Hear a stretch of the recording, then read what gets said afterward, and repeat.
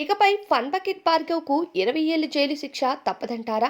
Fun bucket Bhargav కోసం మనందరికీ ప్రత్యేకమైన పరిచయం అవసరం లేదు.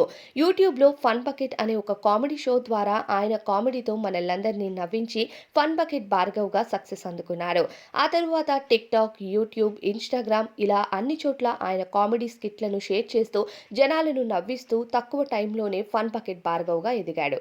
అయితే 2021లో ఒక మైనర్ బాలిక పైన లైంగిక వేధింపులు చేశాడని కోర్టులో ఈయన పైన కేసు ఫిర్యాదు అవ్వటంతో ఈయనను జైలుకు తీసుకువెళ్లటం జరిగింది. ఆ తరువాత ఫన్ బకెట్ భార్గవ్ మళ్ళీ బెయిల్ ద్వారా బయటికి రావటం, యథాప్రకారం సోషల్ మీడియాలో యాక్టివ్ అవ్వటం, కొన్ని ఇంటర్వ్యూస్‌కి హాజరు కావటం ఇవన్నీ జరిగాయి.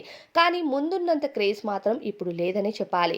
ఏదో ఆయన జీవితాన్ని వెళ్లదీయటానికి సోషల్ మీడియాలో ఏదో వీడియోస్‌ని షేర్ చేస్తూ బ్రతికేస్తున్నాడని చెప్పుకోవాలి.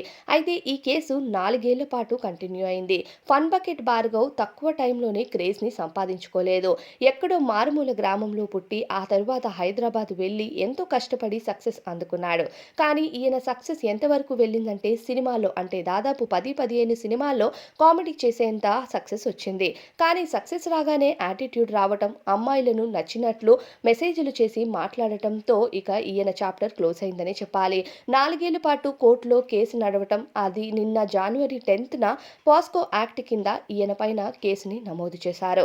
అయితే శిక్ష దాదాపు 1, 2 ఏళ్లు కాదు. పాస్కో యాక్ట్ కింద ఈయనకి 20 ఏళ్ల జైలు శిక్షను విధించారు. అంటే 20 ఏళ్ల తర్వాత ఈయన బయటికి రావటం జరుగుతుంది.